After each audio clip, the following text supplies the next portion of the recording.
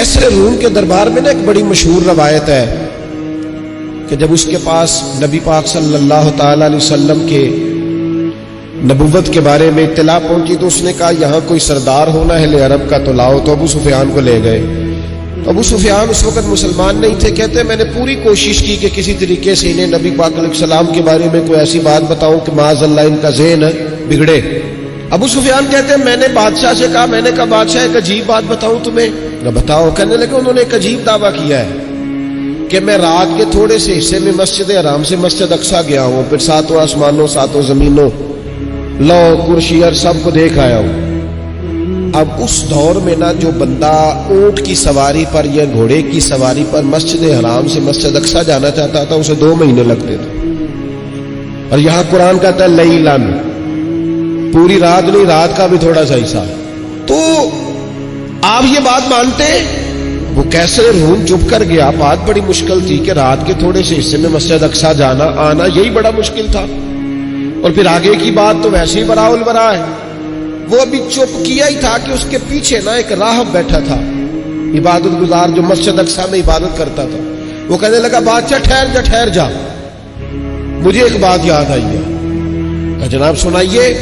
تو وہ کہنے لگا ایک رات میں رات کو مسجد اقصیٰ کے سارے دروازے بند کر رہا تھا، مین گیٹ میں بند کرنے لگا تو مجھ سے بند نہیں ہو رہا تھا، میں نے بڑی کوشش کی لیکن بند ہی نہیں ہوتا تھا، اور بھی باقی لوگوں کو بلایا، جدوجہد کی، بند نہیں ہوتا تھا۔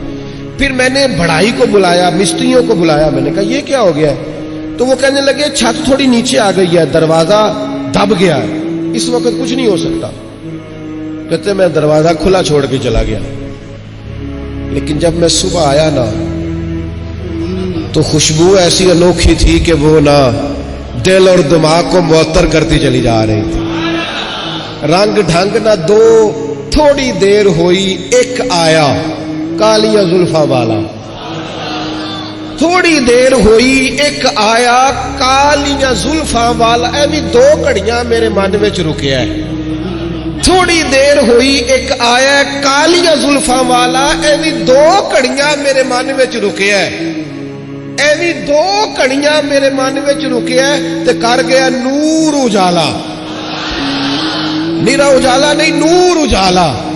تھوڑی دیر ہوئی ایک آیا کالیاں زلفاں والا، 2 گھڑیاں میرے من وچ رکیا ہے تے کر گیا نور اجالا۔ عرصہ ہوا طیبہ کی گلیوں سے وہ گزرے تھے، اب تک ان گلیوں میں خوشبو ہے پسینے کی۔ کہا اتنی خوشبو، اتنا انوکھا انداز۔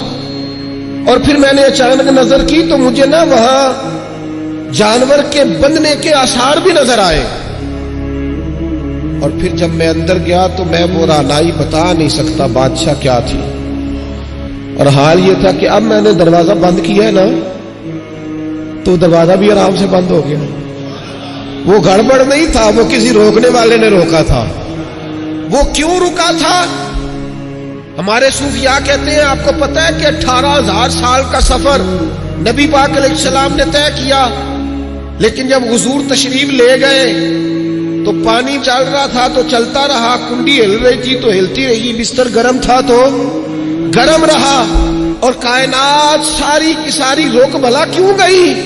وہ کہتے اس لیے کہ نبی پاک جان ہے اس کائنات کی، اور جب جان نکل گئی تو دنیا کا نظام رک گیا، اور جب جان اور روح واپس آئی تو پھر نظام دوبارہ سے چلنے لگا۔ اعلیٰ حضرت فاضل بریلوی کہتے ہیں جان ہے وہ جہان کی، اور اگلی بات اس سے بھی نرالی ہے، کہتے ہیں جان ہے وہ، آج جہان ہے نا، اس کا مطلب ہے جان بھی ہے، تو زندہ ہے واللہ تو زندہ ہے۔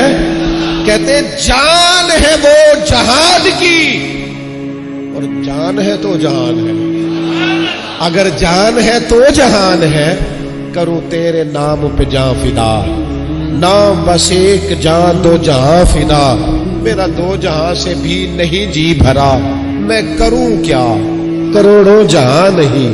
عزیز دوستو، وہ کہنے لگا، شخص کہنے لگا میں نے وہ رات ساری دیکھی ہے، یہ جو کہہ رہے ہیں نا وہ مسجد اقصیٰ آئے تھے، بادشاہ مجھے قسم ہے اللہ کی وہ آئے تھے، وہ 2 گھڑیاں میرے من وچ رکے ہیں، وہ کر کے نور اجالا.